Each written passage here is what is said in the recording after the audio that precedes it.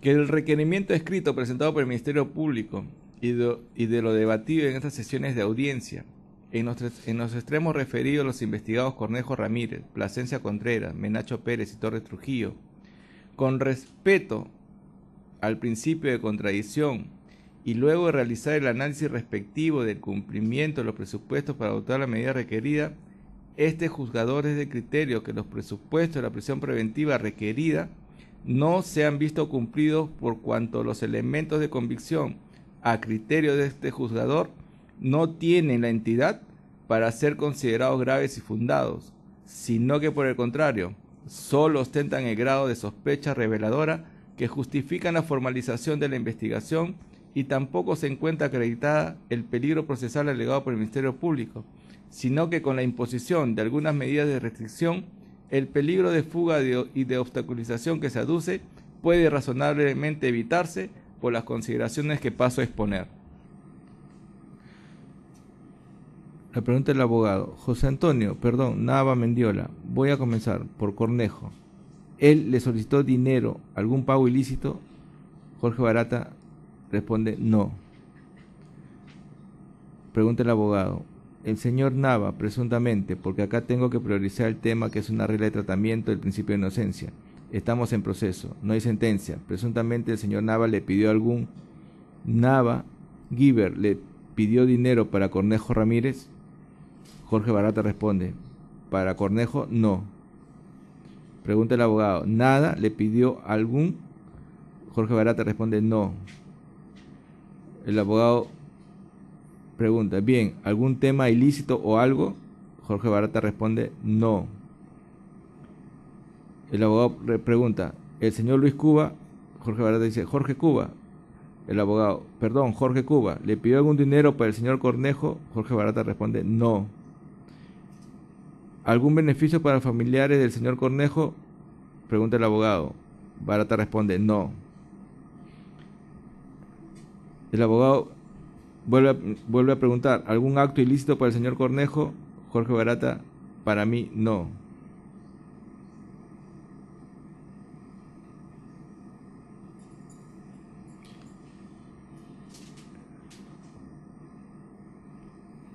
El abogado vuelve a preguntar, cuando usted mencionó que la parte política iba caminando y usted estaba confortable y usted lo atribuyó presuntamente al pago que le solicitó el señor Nava Giver, dígame esa parte. ¿Es atribuir ese pago a todos los que participaban en el proyecto, a los funcionarios de alto nivel, mediano nivel, de bajo nivel, a los funcionarios que participaban en el proyecto de tren eléctrico? Interviene el fiscal, dice, es una pregunta muy ambigua. El abogado vuelve a preguntar, voy a ser específico, cuando usted estuvo confortable, cómodo con el presunto pedido de Nava Giver, ¿atribuyó a esa confortabilidad alguna conducta del señor Cornejo Ramírez? Jorge Barata responde, el señor Cornejo Ramírez siempre me ha parecido una persona muy eficiente, que tenía una conducta muy profesional, o sea, yo desconozco que haya habido alguna cosa entre él y Nava, no sabría decirle. En este orden de ideas se puede concluir que si bien la tesis fiscal ostenta un nivel de sospecha reveladora que justifica la investigación, los elementos de convicción aportados en relación al delito de colusión no pueden ser considerados graves ni fundados y que permitan sustentar el requerimiento de prisión preventiva contra los investigados. En cuanto al delito de cohecho que se le atribuye al investigado Cornejo Ramírez, es el caso también concluir que los elementos de convicción que pretenden justificar la medida no son graves ni fundados, no solo porque la declaración del colaborador eficaz se encuentra relativizada conforme lo antes anotado, sino que la boleta de venta que pretende corroborar la adquisición de 2 televisores a nombre del mencionado investigado no tiene la fiabilidad para que ello sea así, pues solo se indica que fue adquirida por una persona que se identificó como Enrique Cornejo, sin mayores datos. Y de otro lado, en cuanto a la entrega de los $15,000 en cuanto a la supuesta entrega de los $15,000 por parte de Carlos Nostre Jr., se tiene que no se ha recibido la declaración de este último en dicho sentido. En relación al delito de lavado de activos que también se le atribuye a este investigado, sin entrar a discutir o analizar la imputación realizada, la cual resulta altamente cuestionable, es del caso afirmar que no existe elemento de convicción alguno que permita vincular al investigado Cornejo Ramírez con algún acto de transferencia, conversión o ocultamiento en relación al dinero ilícito. tal como se aprecia de la declaración de Jorge Barata y de la documentación de la empresa Odebrecht ofrecida en el marco de su proceso de colaboración eficaz. A manera de conclusión, pues, se puede afirmar que los graves y fundados elementos de convicción formulados en esta oportunidad por el Ministerio Público no son tales, debiéndose afirmar que este primer presupuesto no se encuentra cumplido. Que si bien resulta suficiente para declarar infundado el requerimiento de prisión preventiva al considerar que uno de los supuestos no se encuentra cumplido, resulta pertinente hacer referencia a los otros dos presupuestos.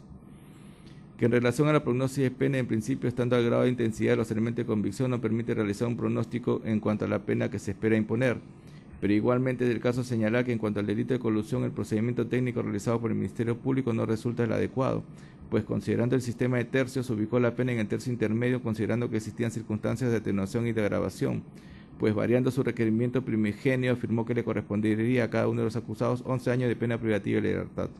Sin embargo, la circunstancia de agravación alegada no es de recibo, por cuanto la pluralidad de agentes es parte del tipo penal.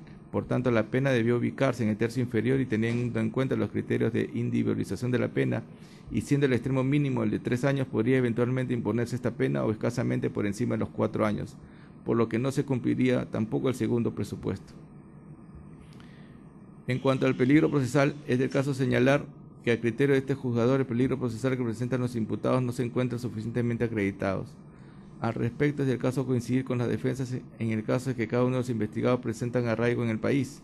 En este punto es del caso rechazar las alegaciones del Ministerio Público cuando pretende justificar la falta de arraigo domiciliario por la existencia de domicilio múltiplo cuando sostiene que los investigados no son titulares de los suministros de servicios públicos. Dichas consideraciones ya han sido rechazadas por la Corte Suprema en las sentencias casatorias vinculantes antes referidas.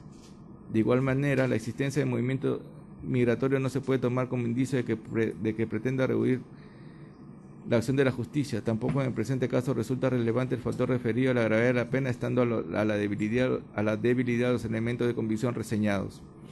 En relación al factor de pertenencia a una organización criminal, es del caso traer a colación lo establecido en el acuerdo plenario número 01-2017 SPN emitido por la Sala Penal Nacional y Juzgados Penales Nacionales, hoy Corte Superior de Justicia Especializada en Delito de Crimen Organizado y de Corrupción de Funcionarios, que en su fundamento jurídico número 22 señala lo siguiente: equiparar la estructura de un organismo público con una organización criminal no es correcto. Una institución pública no es en sí un aparato criminal.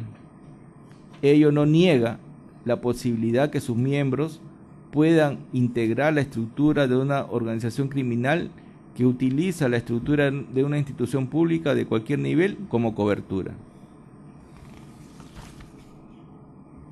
En tal sentido, de lo que se advierte por el momento es que la actuación de los investigados se realizó en el marco de sus funciones dentro de una institución pública, sin que ello signifique que puedan incorporarse actos de investigación que permitan acreditar a futuro su integración en una estructura criminal que utilizó la estructura de una institución pública, tal como es la tesis fiscal.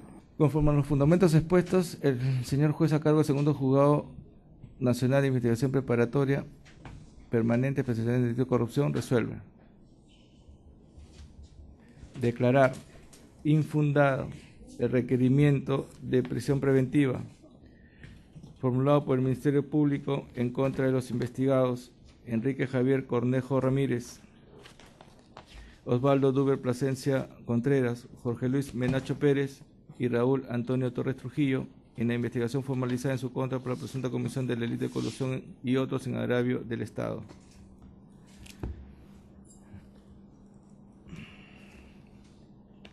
En aplicación del artículo 271.4 del Código Procesal Penal, impóngase la medida de comparecencia con las siguientes restricciones en contra de los mencionados investigados: no ausentarse de esta ciudad capital y no viajar al extranjero por el tiempo previsto en el artículo 272 del Código Procesal Penal en función al plazo de duración de este proceso, oficiándose a la autoridad correspondiente para registrar el impedimento de salida. Presentarse al juzgado de investigación preparatoria cada 30 días y justificar sus actividades.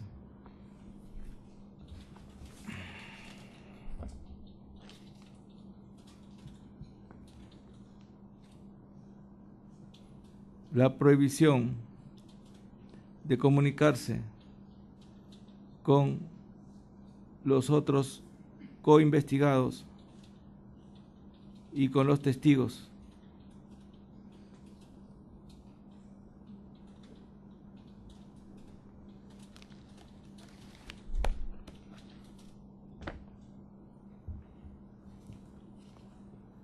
Dispongo la inmediata puesta en libertad de los investigados, debiéndose dejar constancia en el acta respectiva. Mando que consentida ejecutaría que sea la presente, se cumplen los términos expuestos y se archive la presente conforme corresponda. Esa es mi decisión. Queda notificado, señorita fiscal.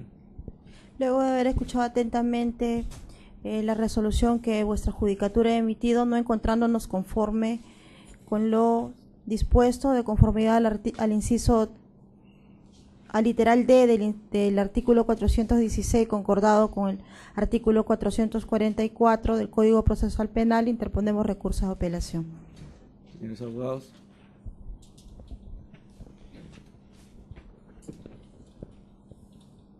Conforme, señoría. Conforme, señor, con su decisión. Conforme, doctor. Conforme, doctor. Muy bien. Entonces, resolución siguiente. Téngase por interpuesto el recurso de apelación formulado por el Ministerio Público, debiendo cumplir con las formalidades que exige la ley, bajo procedimiento de ser declarado inadmisible. Siendo las 12:05 del día ya 4 de mayo, se ha por cerrada la presente estación de video por culminada la presente audiencia. Muy buenas noches.